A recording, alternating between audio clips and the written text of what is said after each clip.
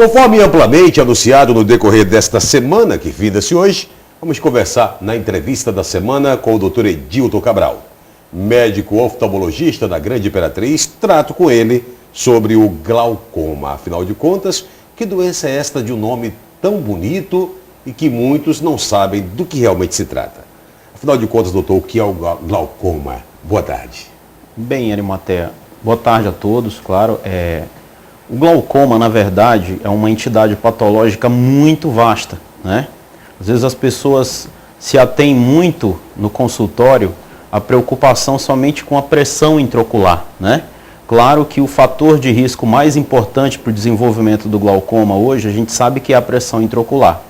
Mas existem outros fatores que a gente deve observar também, né? Por exemplo, o principal tipo de glaucoma, que é o que a gente encontra mais na prática clínica, que seria o glaucoma primário de ângulo aberto, né? É uma doença que ela acomete mais os pacientes acima de 40 anos, né? Normalmente os pacientes negros são mais afetados do que a raça branca, é uma doença também relacionada à raça, ou seja, e a tendência genética também, isso é muito importante. A gente faz, na avaliação do paciente com glaucoma no consultório, Arimatea, 5 exames. São 5 exames a serem feitos. A medida da pressão, o exame do nervo óptico, seria o mapeamento de retina, ou uma retinografia, ou uma tomografia de coerência óptica para avaliar o nervo óptico, né? O mapeamento de retina, a pressão do olho, a gonioscopia, que seria um exame que faz uma análise de uma estrutura chamada ângulo da câmara anterior. Esse ângulo da câmara anterior, ele diz se esse glaucoma é primário de ângulo aberto, como eu falei ainda agora, e ele pode ser também fechado. Ou seja, deve ter gente aí que está assistindo o programa que já deve ter tido algum conhecido ou conhece alguém que teve uma coisa chamada glaucoma agudo. Ou seja, esse glaucoma agudo normalmente se desenvolve nas pessoas que têm esse ângulo fechado. O paciente pode desenvolver um glaucoma agudo sem nunca ter um aumento de pressão. Mas e aí, doutor, quanto aos sintomas? O que fazer para prevenir, para não ter que remediar depois? Exatamente. A única maneira é ir ao oftalmologista regularmente. Mesmo não estando sentindo nada? Mesmo não estando sentindo nada. A maioria dos pacientes, 95% dos pacientes que têm glaucoma, não tem sintoma nenhum relacionado ao glaucoma. É uma doença que se desenvolve sem alertar? Silenciosamente na maioria dos casos. Ou o paciente tem sintomas subjetivos, incômodo ocular, sensação de pressão no olho, sensação de peso. Isso, o médico tem que ter muito feeling para diagnosticar o glaucoma também. Como eu tenho esse paciente de glaucoma de pressão normal, isso não é só um caso, eu trato vários casos de glaucoma de pressão normal.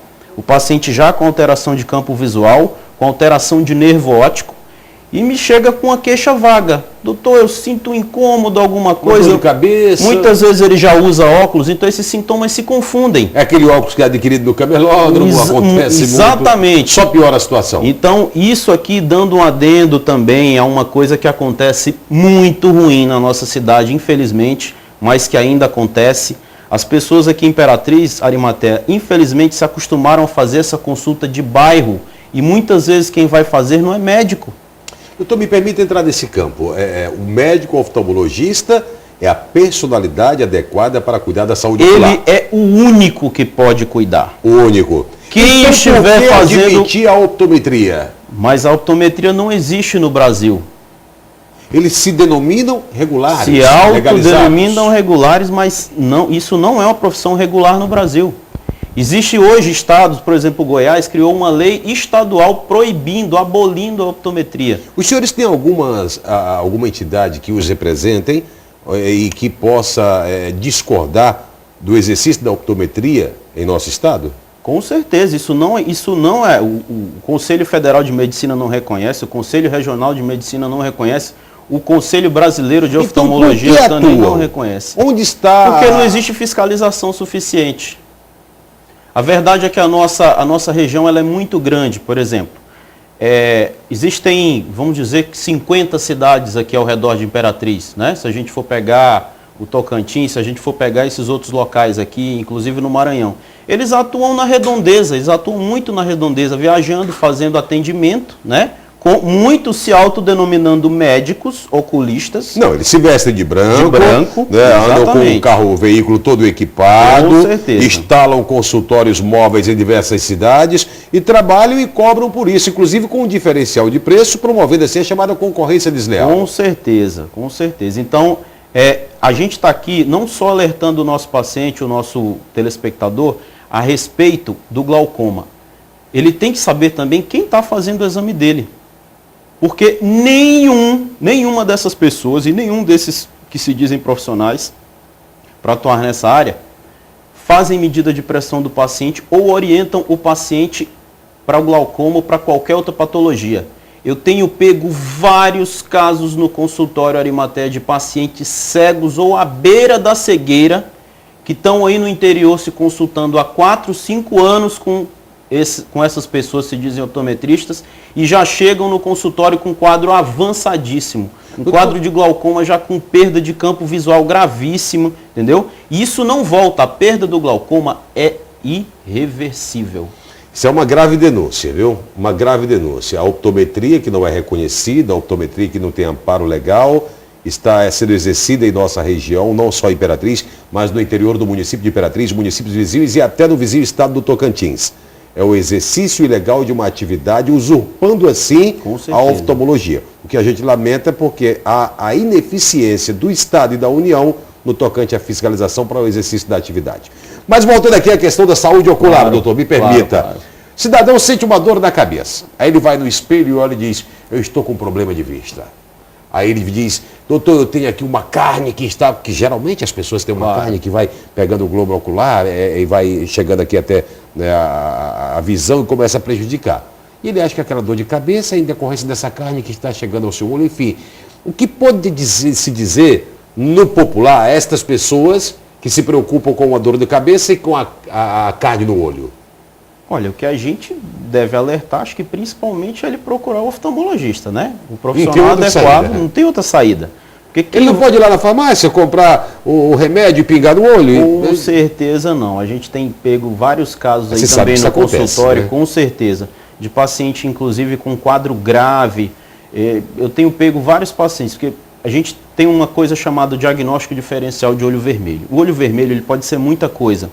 Ele pode ser uma coisa simples, ele pode ser uma conjuntivite, ele pode ser uma episclerite, mas ele pode ser uma uveíte também, que é um quadro gravíssimo que pode levar à cegueira. Mas tem tantas doenças assim que acometem os olhos, a visão? Com certeza, a gente tem que marcar outras entrevistas aqui para a gente falar. Deus, eu estou assustado já, hein? Coisa, A questão dos olhos vermelhos, por exemplo, uma fumaça pode provocar, né, o olho ficar vermelho. Doutor, o que de fato mais ocorre na região que leva à cegueira?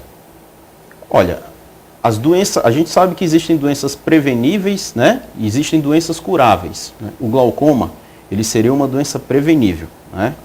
Então, assim, a gente tem tido uma incidência muito alta de paciente com problema grave de glaucoma e isso se deve a esse problema do paciente não procurar a tempo o oftalmologista, que é o profissional adequado. E às vezes automedicar-se, né? Então, hoje, a gente sabe que, assim, a doença curável, né, digamos assim, que leva mais a cegueira ou perda de visão é a catarata, mas é uma doença perfeitamente curável, que a gente faz a cirurgia, o paciente volta a enxergar. O diabetes e o glaucoma são as duas doenças que levam mais a cegueira irreversível. E a única maneira de ocorrer essa prevenção é procurar o oftalmologista a tempo. Há como prevenir e o cidadão não ficar cego? Com certeza. Mesmo sendo portador de uma diabetes? De um diabetes, com certeza. Existem vários tratamentos hoje, Arimatea. Hoje a gente tem injeção de substância que a gente faz dentro do olho, injeção de Avastin, injeção de Lucentes, que são substâncias que se denominam antiangiogênicos. Antigamente essas substâncias não existiam.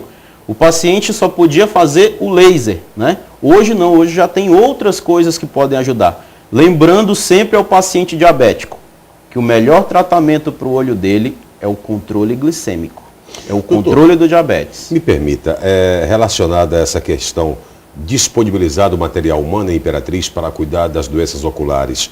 Sabemos que são muitos os oftalmologistas que estão aí no mercado, com a disputa, claro, dos optometristas que atuam na ilegalidade. E eles buscam essa clientela. Agora, se tratando dos oftalmologistas, além destes profissionais, os equipamentos que lhes são disponibilizados, o que aqui existem, estão à altura daquilo que o país oferece, que a ciência oferece? Hoje nós temos Imperatriz Arimateia, o que tem de mais moderno para o diagnóstico de qualquer doença ocular. Hoje nós temos aqui na cidade, hoje nós já temos um aparelho de tomografia de coerência óptica, nós temos retinógrafos, nós temos campímetros, topógrafos. Então, toda aparelhagem que existe em qualquer local do Brasil para diagnóstico ocular, hoje existe Imperatriz. O paciente não precisa sair hoje de Imperatriz para fazer seu tratamento. Antigamente era uma farra, né? Com Sai daqui certeza, Goiânia, principalmente Teresina. E ainda existe muito isso. Existe muito isso. Eu estou vindo do consultório hoje de manhã mesmo peguei um paciente que foi fazer um tratamento fora e teve um insucesso terrível. Entendeu? Infelizmente. Então, às vezes o pessoal procura às vezes valorizar o que é de fora e não sabe que aqui em Imperatriz também tem muita coisa boa. Prata da casa também obra milagre, Com viu? certeza. A gente tem feito aí muita coisa boa também. Então, acho que é importante a gente esclarecer o paciente. A gente tocou aqui em uma parte do glaucoma, né? Se a gente for falar de tudo que existe em glaucoma é uma vastidão, existe muita coisa para se falar. A gente falou aqui do que é o mais corriqueiro na prática clínica. Isso. Por exemplo, a gente não falou do glaucoma congênito, né? Por exemplo, tem paciente tem criança que já nasce com glaucoma. Oh, que isso, doutor. E que essa patologia normalmente é cirúrgica. Entendeu? Agora, como constatar numa criança, num recém-nascido, doutor? Só o oftalmologista vai constatar, mas existem alguns sinais que a criança pode dar. Essa criança com glaucoma, quando esse glaucoma já está um pouco avançado, normalmente essa criança não tolera o sol, ela não tolera luminosidade. São bons sinais que uma mãe percebe. Ela tem um lacrimejamento constante, certo? Então são os dois principais, aliás, são 3 sinais que a mãe tem que observar. Lacrimejamento, a dificuldade com a luminosidade e o tamanho do olho. Muitas vezes esse tamanho, ele já é um pouco aumentado do olho, que a gente chama de buftalmo. O olho, ele fica proptótico, né? Ou seja, ele vai para fora da cavidade auditória. Ele fica um olho grande, exatamente, ele fica estufado. É um olho que, vamos dizer assim, como o paciente chega no popular, diz que a peteca do olho está grande. Isso está para fora. Exatamente. São situações que a gente se surpreende. E eu, com certeza, vou dedicar um dos nossos programas a tratar só dessa questão. E no outro, vamos saber da ilegalidade quanto à prática da optometria. Infelizmente, a exiguidade do tempo não nos permite continuar. Nós conversamos com o Dr. Edilton Cabral, do Instituto de Oftalmologia de Imperatriz, estabelecido próximo à Praça de Fátima, na Simplício Moreira. Doutor, se houver algo a acrescentar, por favor, fique à vontade. Agradeço aqui pelo espaço, espero que a gente tenha esclarecido alguma coisa para o público e dar esse alerta, né? Eu acho que o olho é o órgão mais importante que a gente tem dos sentidos, né? De todos os sentidos que a gente tem, se a gente perde a visão, eu acho que tudo vai por água abaixo. Então, acho que você não deve dar seus olhos para qualquer pessoa. Certamente. Procure saber quem está lhe atendendo, procure saber se essa pessoa é realmente habilitada. E lembre-se, só o oftalmologista, só o médico oftalmologista é o único profissional que pode trabalhar fazendo consulta, fazendo exame para os olhos. Qualquer outra pessoa que se diz que pode fazer isso está cometendo uma ilegalidade, está cometendo um crime. Passível de punição, certamente. Com certeza. Uma boa tarde, muito obrigado. Eu vou a um breve intervalo e volto já com a sequência do Imperatriz Acontece desta sexta-feira. É só um minuto. Aguardem.